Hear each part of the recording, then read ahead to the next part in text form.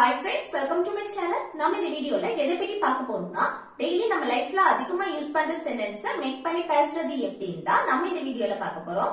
Okay friends, வீடியோக்குள்ள போறதுக்கு முன்னாடி நம்ம சேனலை ஃபர்ஸ்ட் டைம் பாக்குறீங்கன்னா சப்ஸ்கிரைப் பண்ணுங்க.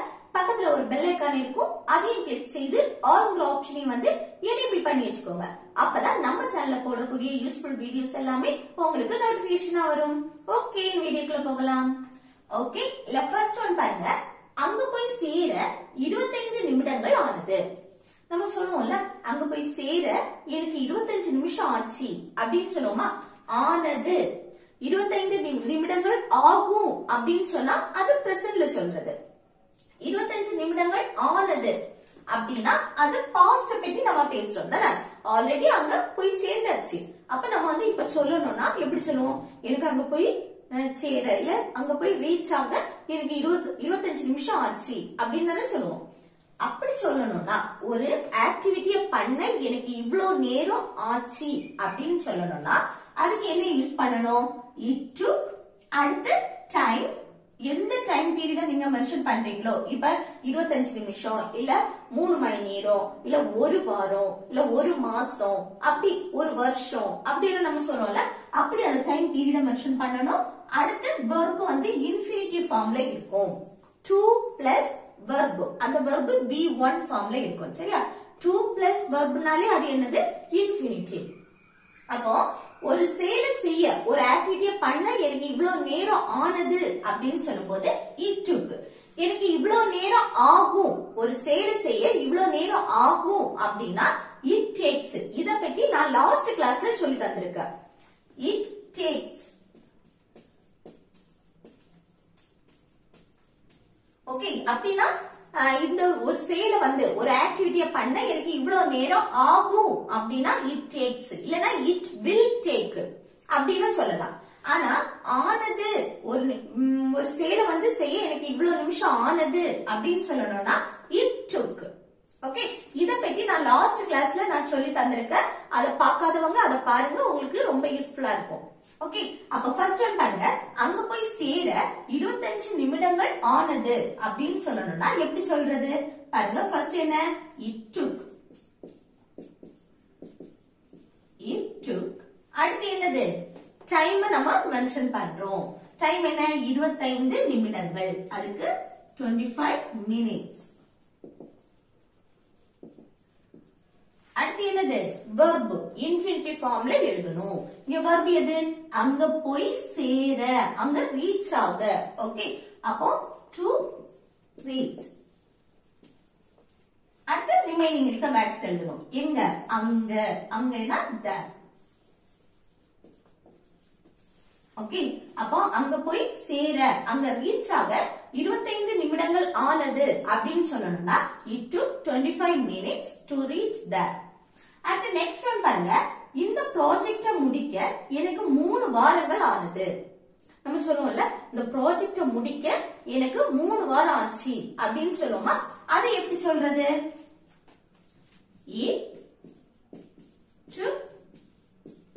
அடுத்து என்னன்னா இங்க பாருங்க, இந்த ப்ராஜெக்டை முடிக்க எனக்கு யார மென்ஷன் பண்றோம்? எனக்கு ஆப்ஜெக்ட் ப்ரோனவுனா நம்ம மென்ஷன் பண்றோம். ஓகே, எனக்கு, அவனுக்கு, அவளுக்கு, அடுத்து என் அக்காவுக்கு அப்படி எல்லாம் நம்ம சொல்லுவோம்ல. அப்படி சொல்லும் போது நம்ம அந்த it took அதுக்கு அடுத்து வந்து நம்ம டைம் மென்ஷன் பண்றோம்னு சொல்றோம். அந்த டைமுக்கு முன்னாடி யார மென்ஷன் பண்றோம்னு குறிப்பிட்டோம்னா அதை எழுதணும். இப்ப எனக்கு அப்படின்னா மீ, அதுக்கு அப்புறம் தான் அந்த டைம் மென்ஷன் பண்றோம். ஓகே, இல்ல எனக்குன்னு குறிப்பிடல, எதுவுமே மென்ஷன் பண்ணல அப்படின்னா இந்த it took அதுக்கு அடுத்து டைம் மென்ஷன் பண்ணணும். ஓகே, இப்போ இதுல வந்து நம்ம ஐ எழுதக்கூடாது, அது தப்பு. இல்ல என்னது? ஆப்ஜெக்ட் ப்ரோனவுன் தான் வரும். Okay, it took me. அடுத்துதான் என்னது? டைம் மென்ஷன் பண்றோம். டைம் என்ன? 3 வாரங்கள் அப்படின்னா 3 weeks. அடுத்து என்னது? verb வந்து இன்ஃபினிட்டிவ் ஃபார்ம்ல இருக்கும். இங்க verb எது? இந்த ப்ராஜெக்டை முடிக்க, ஒரு செயலை முடிக்கிறது. அப்போ முடிக்க, to complete.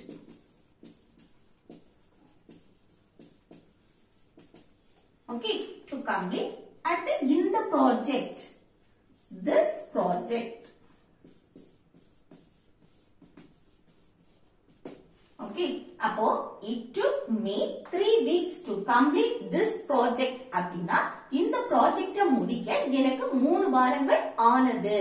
Okay.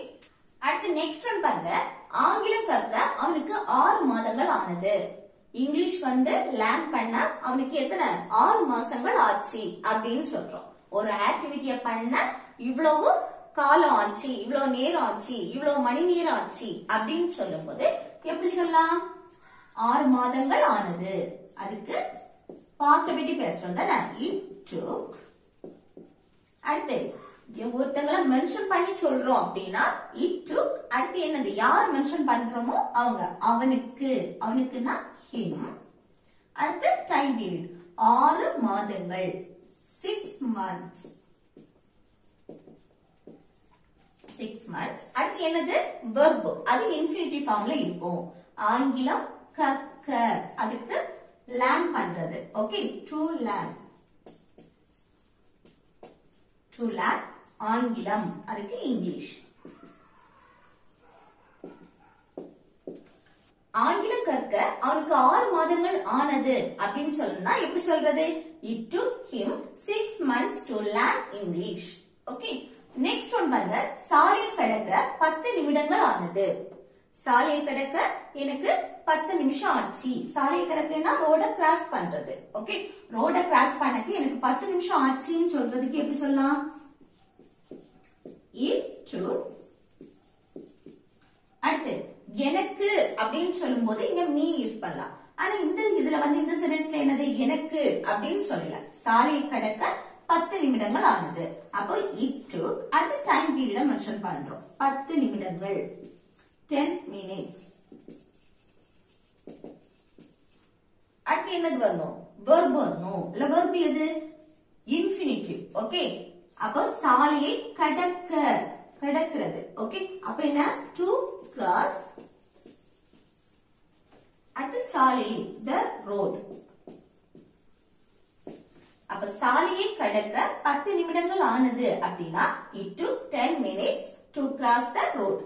Next one பாருங்க. லஞ்ச் சமைக்க எனக்கு 2 மணி நேரம் ஆகாது.